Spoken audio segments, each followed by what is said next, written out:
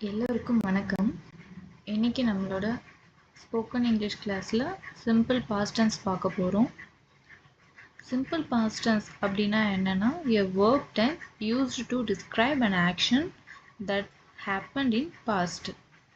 அப்படின்னா கடந்த காலத்தில் நடந்த விஷயங்களை நம்ம சிம்பிள் பாஸ்ட் டென்ஸில் தான் சொல்லுவோம். நம்ம ரெகுலர் லைஃப்பில் பேசுகிறதுக்காக யூஸ் பண்ணுற வார்த்தைகளுமே நம்ம நடந்து முடிந்த விஷயங்களை பற்றி தான் அதிகமாக நம்ம மற்றவங்க கிட்ட பேசுகிறதா இருந்தாலும் டிஸ்கஸ் பண்ணுறதா இருந்தாலுமே நம்ம சொல்லுவோம். சிம்பிள் பாஸ்ட் டென்ஸ் அப்படின்னா என்னன்னு பார்த்தீங்கன்னா, இப்போ நீங்கள் அதை லேர்ன் பண்ணணும்னா ரெகுலர் அண்ட் இர்ரெகுலர் வேர்ப் கண்டிப்பாக தெரிஞ்சிருக்கணும்.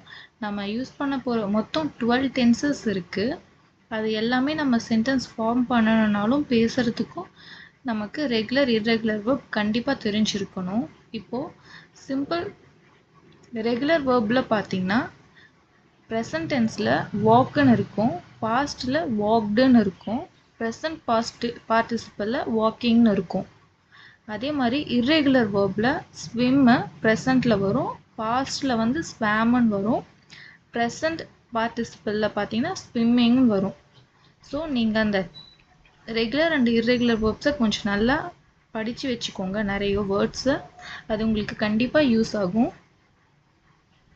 இப்போ நம்ம சிம்பிள் பாஸ்ட் டென்ஸ்க்கான எக்ஸாம்பிள்ஸ் பார்க்கலாம், எப்படி நம்ம சென்டென்ஸ் ஃபார்ம் பண்ணி கிரியேட் பண்ணணும் அப்படின்றது. அதுக்கான ஃபார்முலா என்னன்னு பார்த்தீங்கன்னா, பாசிட்டிவ் டைப்பில் subject past verb plus object. Subject I, we, you, they, he, she, it இதெல்லாம் தான் subjects. She went to London அப்படின்னா அவ லண்டனுக்கு போனா அப்படின்னு சொல்லலாம். இதுவே நம்ம உங்கள் ஃப்ரெண்ட்ஸ் கிட்ட யாராவது சொல்கிற மாதிரி இருந்தது அப்படின்னா, my father went to London அப்படின்னா என்னோட அப்பா லண்டனுக்கு போனார் அப்படின்னு நம்ம ஓனாக சென்டென்ஸ் கிரியேட் பண்ணிக்கலாம். ஷி ஸ்டோல் மை பர்ஸ் அப்படின்னா அவள் என்னோட பர்ஸை திருடிட்டா. That person stole my purse அந்த மனிதர் என்னுடைய பர்ஸை திருடிட்டாங்க அப்படின்னு சொல்லணும். ஐ saw a tiger நான் அந்த புலியை பார்த்தேன். ஷி saw a tiger அப்படின்னு சொல்லும்போது அவ புலியை பார்த்தா அப்படின்னு சொல்லலாம். இது மாதிரி நீங்கள் ஓனாக சென்டென்ஸ் ஃபார்ம் பண்ணி கிரியேட் பண்ணும்பொழுது உங்களால் இன்னும் நிறைய விஷயங்கள் லேர்ன் பண்ணிக்க முடியும். நான் இங்கே ஜஸ்ட்டு ஒரு 3 எக்ஸாம்பிள்ஸ் தான் நான் கொடுத்துருக்கேன். இது மாதிரி நீங்கள் ஓனாக கிரியேட் பண்ணணும், அப்போ தான் உங்களால் சீக்கிரமாக லேர்ன் பண்ணிக்க முடியும். சிம்பிள் பாஸ்ட் டென்ஸில் நம்ம நெக்ஸ்ட்டு பார்க்க போகிறது கொஷின் டைப். கொஷின் டைப் எப்படி இருக்கும்னா I, we, you, they, he, she, it. சப்ஜெக்டாக வரும்போது நம்ம வந்து டிட் தான் யூஸ் பண்ணணும். இதோட ஃபார்முலா என்னன்னு பார்த்தீங்கன்னா, ஃபஸ்ட்டு ஆக்சிலரி வேர்ப் யூஸ் பண்ணுவோம், நெக்ஸ்ட்டு சப்ஜெக்ட், அதுக்கடுத்து ப்ரெசன்ட் வேர்ப் தான் யூஸ் பண்ணுவோம், அதுக்கப்புறம் ஆப்ஜெக்ட். நம்ம டிட் யூஸ் பண்ணும்பொழுது சப்ஜெக்ட் பக்கத்தில் ப்ரெசன்ட் வேர்ப் தான் கண்டிப்பாக வரணும், பாஸ்ட் வேர்ப் யூஸ் பண்ணக்கூடாது. அப்படி யூஸ் பண்ணால் அதுக்கு மீனிங் சரியாகவே இருக்காது. இப்போ எப்படின்னா நான் எக்ஸாம்பிள் சொல்கிறேன். டிட் யூ ஈட் லன்ச் அப்படின்னு கேட்கும்பொழுது நீங்கள் லன்ச் சாப்பிட்டீங்களா அப்படின்னு கேட்கலாம், இதுதான் சரியான answer. Did you eat lunch அப்படின்னு வரும்போது ஏட்டுன்றது பாஸ்ட் வேர்ப், ஸோ நம்ம ஏட் யூஸ் பண்ணக்கூடாது. அதுக்காக தான் நம்ம டிட் யூஸ் பண்ணும்போது சப்ஜெக்ட் பக்கத்தில் ப்ரெசன்ட் வேர்ப் யூஸ் பண்ணணும்னு சொல்கிறோம்.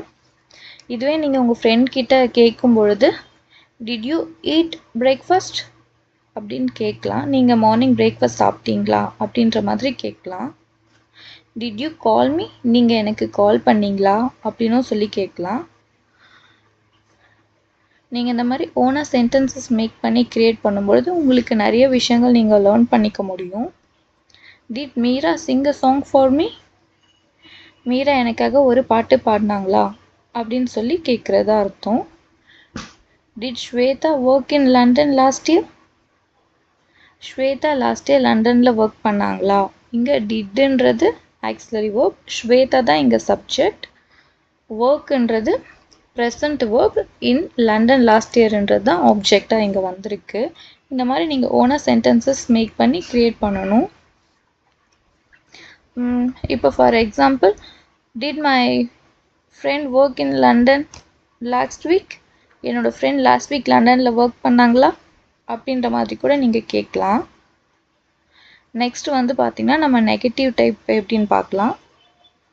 நெகட்டிவ் டைப் வரும்பொழுது நம்ம வந்து subject I we you they he she it வரும்பொழுது டிட் நாட் தான் யூஸ் பண்ணணும். டிட் நாட்னு சொல்லலாம், அதை நம்ம டிடன்ட்னு சொல்லலாம். Auxiliary verb subject plus not plus present verb plus object, இதுதான் அதோட formula. Shweta did not come to Delhi yesterday. Shweta வந்து நேற்று டெல்லிக்கு வரலை, அதாவது இந்த விஷயம் நடக்கலை அப்படின்னு, வரலை நடக்கலை இந்த மாதிரியெல்லாம் நம்ம நெகட்டிவாக சொல்லும் பொழுது பார்த்திங்கன்னா நம்ம நாட்டு தான் அதிகமாக யூஸ் பண்ணுவோம். நெக்ஸ்ட்டு பார்த்திங்கன்னா he did not cook breakfast.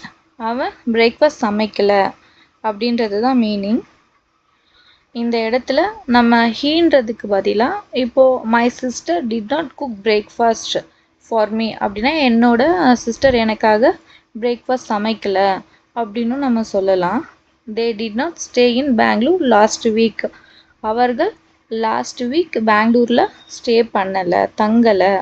அதுதான் இதோட மீனிங். ஸோ இது மாதிரி நீங்களும் ஓனாக சென்டென்சஸ் ஃபார்ம் பண்ணுங்கள், க்ரியேட் பண்ணுங்கள், நீங்கள் ஈஸியாக லேர்ன் பண்ணிக்கலாம். உங்களுக்கு இந்த சேனல் பிடிச்சு இருந்ததுன்னா லைக் பண்ணிக்கோங்க, சப்ஸ்கிரைப் பண்ணிக்கோங்க. நன்றி.